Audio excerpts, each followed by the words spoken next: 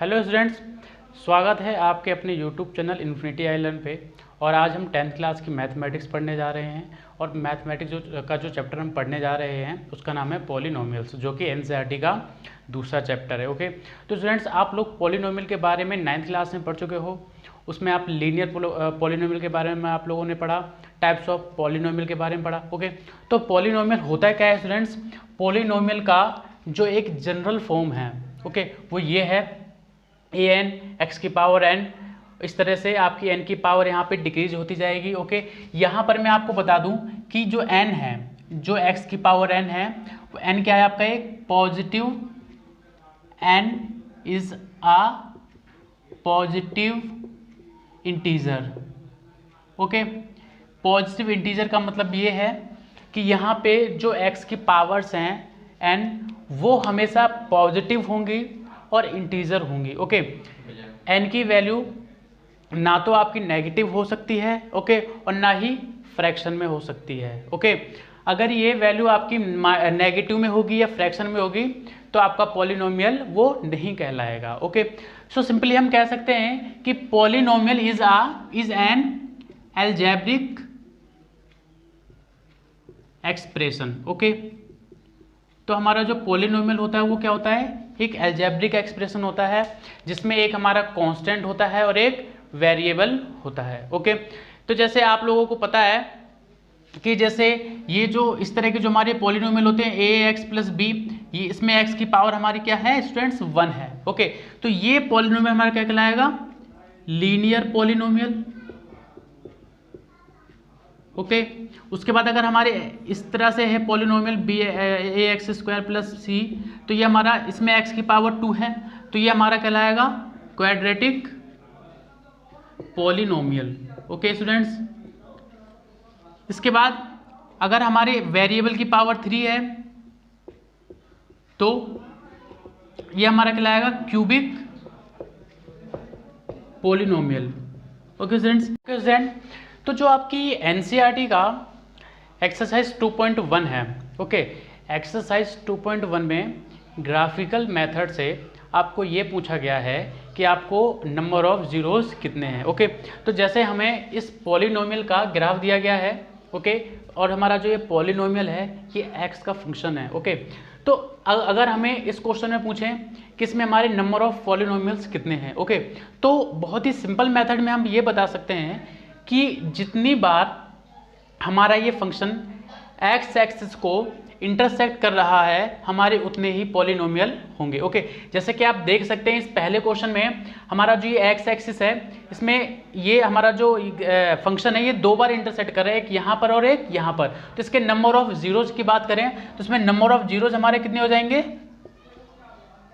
2, क्योंकि ये 2 बार इंटरसेक्ट कर रहा है। ओके, अगर हम इसके बाद दूसरे पार्ट की बात करें तो यहाँ पर आप देखेंगे कि यहाँ पर हमारा जो फंक्शन है ये टेंजेंट है, जो एक्स एक्सिस है ये टेंजेंट पे है। ओके, तो स्टूडेंट्स जहाँ पे हमारा कोई कर्व लाइन किसी एक दूसरी लाइन पे टेंजेंट होती है तो वो एक ही पॉइंट पे इंटरसेक्ट कर रही होती है। ओके, तो ये जो हमारी टेंजेंट है ये एक ही पॉइंट पे इंटरसेक्ट कर रही है। ओके, और एक ये हो गया, उसके बाद 2 और ये 3, तो इसमें नंबर ऑफ हमारे जीरोस कितने हो जाएंगे?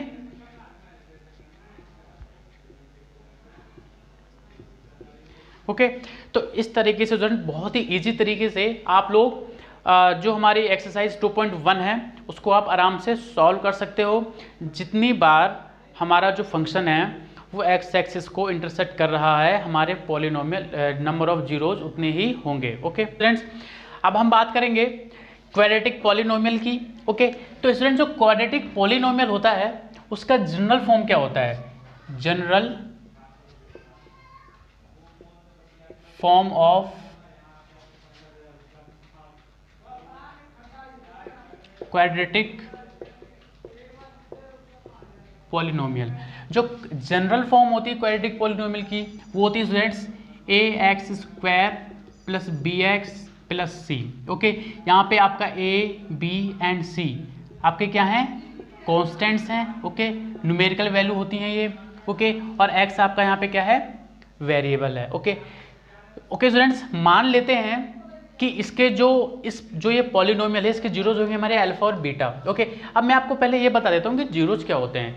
देखो स्टूडेंट्स, जीरोज हमारे वेरिएबल की वो वैल्यू होती है जिस वैल्यू पे हमारे पॉलिनोमियल की वैल्यू जीरो आ जाए, उन्हें हम क्या कहते हैं, जीरोज। ओके, तो याद रखना जीरोज हमारे वो वेरिएबल की वैल्यू है जिस पे हमारे पॉलिनोमियल की वैल्यू क्या आ जाए, जीरो आ जाए। जैसे मान लीजिए यहाँ पे एक्स है, तो अगर हम इस पॉलिनोमियल की जीरोज निकालें, ओके, जीरोज निकालने का मतलब है कि एक्स की वैल्यू निकालना। ओके, और एक्स की वैल्यू को फिर अगर हम इस पॉलिनोमियल में रखेंगे तो इस पूरे पॉलिनोमियल की वैल्यू क्या आ जाएगी, जीरो आ जाएगी, इसलिए हमको क्या कहते हैं, जीरोज। ओके, तो मान लेते हैं let alpha and beta are the zeros of polynomials ax² plus bx plus c. Okay, alpha और बीटा मान लेते हैं कि इसके क्या हैं, जीरोज हैं। ओके, तो स्टूडेंट्स इसके बाद सम ऑफ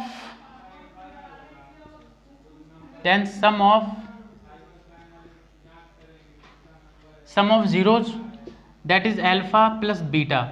तो इसने अल्फा प्लस बीटा की वैल्यू हमारी क्या होगी, minus b upon a. Okay, अगर मान लो हमें किसी पॉलिनोमियल के, क्वाड्रेटिक पॉलिनोमियल के 2 जीरोज पता हैं, ओके, और अगर हम उन दोनों जीरोज को सम करें तो सम करने के बाद ओके क्या आएगा, सम करने के बाद माइनस बी अपॉन ए आएगा। ओके, और आप इसको ऐसे भी लिख सकते हो कोएफिशिएंट ऑफ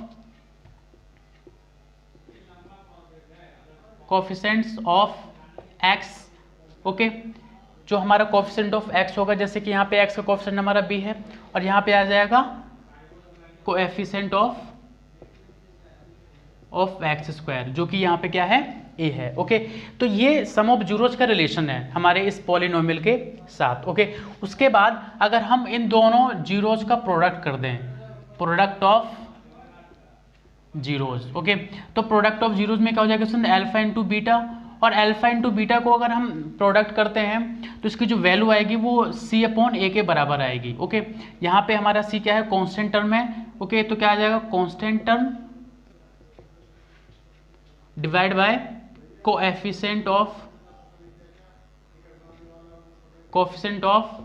x²। ओके, तो ये हमारे जो क्या कहते हैं क्वाड्रेटिक पॉलिनोमियल हैं उसके जीरोज और उस पॉलिनोमियल के जो टर्म्स हैं उनके बीच में रिलेशन होता है, बहुत इंपॉर्टेंट है ये। ओके, इस पे बेस्ड आपके क्वेश्चंस होते हैं। ओके, और इसके बाद हम इस पे क्वेश्चंस भी करेंगे। फ्रेंड्स, जो इससे पहले हमने फॉर्मूला पढ़ा, अब उसको हम सॉल्व करेंगे उस पे बेस्ड। तो इसमें एक क्वेश्चन है, find the zeros of the quadratic polynomial and verify the relationship between zeros and their coefficients. Okay, तो यहाँ पर जैसे हमें एक क्वाड्रेटिक पॉलिनोमियल दिया गया है x² minus 2x minus 8। Okay, तो स्टूडेंट्स हम सबसे पहले क्या करेंगे, इसको फैक्टराइजेशन मेथड से इसको फैक्टराइज करेंगे। जैसा कि आप लोग 9th क्लास में पढ़ चुके हो, फैक्टराइजेशन का मैं आप लोगों को एक रूल बता देता हूँ। जो हमारा क्वाड्रेटिक पॉलिनोमियल का जो फैक्टराइजेशन का रूल होता है वो सिर्फ 2 चीज़, अगर आप सिर्फ 2 चीज़ों को याद रख लें तो आप फैक्टराइज बहुत आराम से कर सकते हैं। वो दूसरी चीज़ क्या होती है स्टूडेंट, पहली चीज़ ये कि जो हमारा x का कोएफिशिएंट होता है, ओके, उसको हम 2 भागों में स्प्लिट करते हैं। ओके, और स्प्लिट करते वक्त हम 2 चीज़ों का ध्यान रखते हैं। ओके, वो 2 चीज़ें कौन कौन सी होती है हमारी, पहली ये कि अगर हम उन दोनों पार्ट्स को ऐड करें तो ऐड करने के बाद हमारा यही आए जो बीच में है। ओके, और अगर उन दोनों को मल्टीप्लाई कर दें तो वो मल्टीप्लिकेशन फर्स्ट टर्म और लास्ट टर्म के मल्टीप्लिकेशन के बराबर आना चाहिए। ओके, तो यहाँ पे जैसे हमारा -2x को हमें स्प्लिट करना है। ओके, और हमें स्प्लिट इस तरीके से करना है कि मल्टीप्लिकेशन पहले और लास्ट वाले टर्म के बराबर आए। तो हम सबसे पहले क्या करते हैं, पहले वाले को लास्ट वाले टर्म को एक बार मल्टीप्लाई कर लेते हैं साइड में।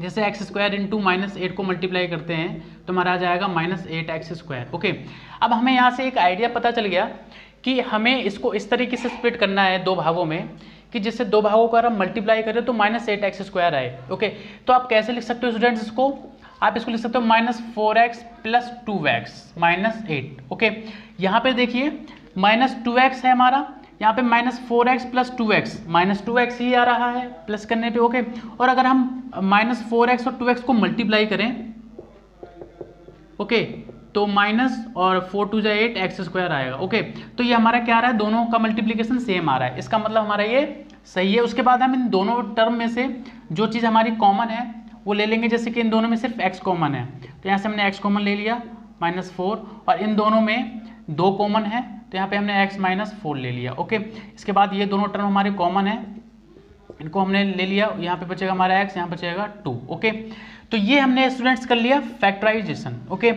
अब अगर हम इसके जीरोस फाइंड करने हैं, जीरोस फाइंड करने के लिए हमें क्या करना पड़ेगा, इसकी वैल्यू क्या करनी पड़ेगी, 0, मतलब कि x square minus 2x minus 8 equals to 0। इसका मतलब ये हुआ, इसके बराबर हमारा ये है, तो ये हमारे किसके बराबर हो जाएंगे, 0 के बराबर हो जाएंगे। ओके, इनको x -4 और x -2 बराबर हमारा हो जाएगा 0। ओके, तो यहाँ से हमारे x की वैल्यू आ जाएगी यहाँ से 4 और यहाँ से आ जाएगी -2। तो यहाँ पे अल्फा की वैल्यू हमारी 4 हो गई और बीटा की वैल्यू हो गई -2। ओके, अब हमने इसमें जीरोस तो फाइंड कर लिए स्टूडेंट्स, अब हमें इन जीरोस को वेरीफाई भी करना है इसके कोएफिशिएंट्स के साथ। ओके, तो वेरीफाई कैसे करेंगे हम स्टूडेंट्स,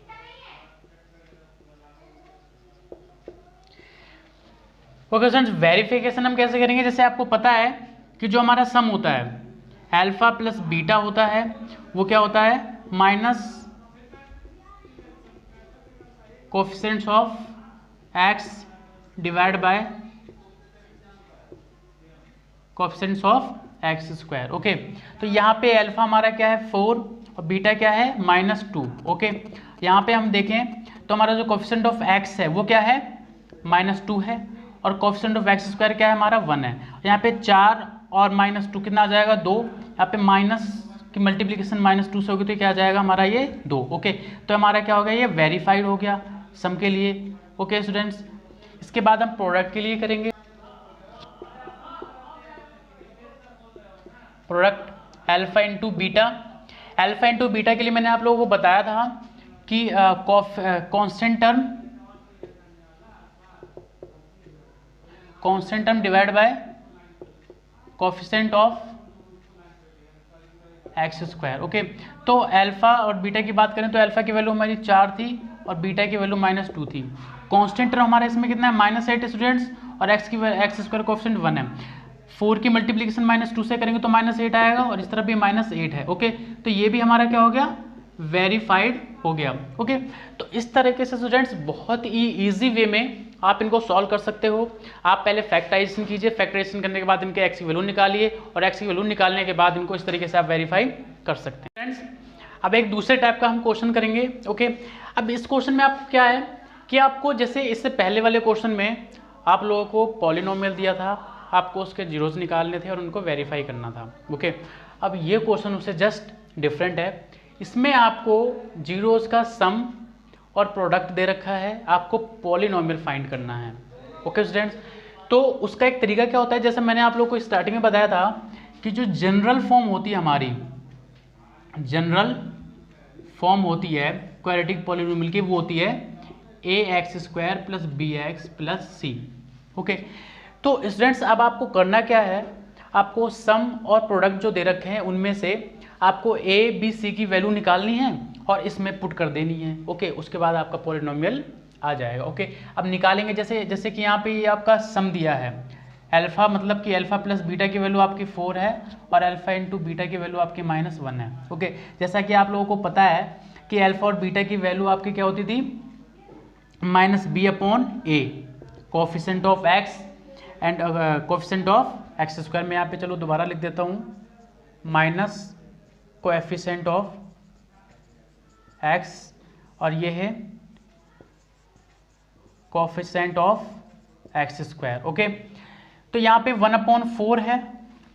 तो अगर स्टूडेंट्स हमें इनको कंपेयर करेंगे, ऑन कंपेयरिंग अगर कंपेयर करते हैं स्टूडेंट्स, तो यहाँ पे हमारी जो b की वैल्यू है, जो b की वैल्यू है वो आ जाएगी 1 और b की वैल्यू -1 आ जाएगी और a की वैल्यू आ जाएगी हमारी 4। ओके, उसके बाद अल्फा और बीटा की वैल्यू, यहाँ पे अल्फा इंटू बीटा की वैल्यू हमारी क्या दे रखी है, अल्फा इंटू बीटा की वैल्यू हमें दे रखी है 1। ओके, अल्फा इंटू बीटा मतलब प्रोडक्ट का आपका जो रूल होता है वो क्या होता है students, coefficient of constant term upon coefficient of x square, मतलब कि सी अपॉन ए, ये आपको दे रखा है 1। तो यहाँ से स्टूडेंट सी की वैल्यू आपकी क्या है 1 है और ए की वैल्यू भी 1 है। लेकिन यहाँ पे ध्यान देने वाली बात ये स्टूडेंट्स कि यहाँ पे ए की वैल्यू हमारी 4 आई है, यहाँ पे ए की वैल्यू हमारी 1 है, तो ये दोनों ए की वैल्यू हमारी सेम आनी चाहिए। तो यहाँ पर भी हम ए की वैल्यू को 4 बनाएंगे, ओके। और ए की वैल्यू को 4 बनाने के लिए हमें ऊपर नीचे 4 से मल्टीप्लाई करना पड़ेगा। तो यहाँ पे आपका आ जाएगा 4/4, मतलब कि सी की वैल्यू 4 और ए की वैल्यू भी 4, ओके। अब आपको यहाँ पे सबकी वैल्यू पता चल चुकी है, ए की वैल्यू पता चल चुकी है, बी की वैल्यू पता चल चुकी है, ओके, और यहाँ पर सी की वैल्यू भी पता चल चुकी है, ओके। अब आपको पॉलिनोमियल पता करना है, आप इस पॉलिनोमियल में ए बी सी की वैल्यू रखकर पॉलिनोमियल फाइंड कर सकते हैं। तो स्टूडेंट्स यहाँ पे हमारी ए की वैल्यू क्या आई है 4 आई है, बी की वैल्यू -1 आई है और सी की वैल्यू आई है 4। हम इस वैल्यू में रख देंगे, ओके। यहाँ पे ए की वैल्यू हमारी 4x² और बी की वैल्यू -1 है और सी की वैल्यू 4 है, ओके। तो यहाँ पे आपका पॉलिनोमियल इस तरीके से बन जाएगा, ओके। तो स्टूडेंट्स इस तरीके से आप क्वेश्चन कर सकते हो इसके पॉलिनोमियल के एक्सरसाइज 2.2 में सिर्फ इसी तरह के क्वेश्चंस हैं।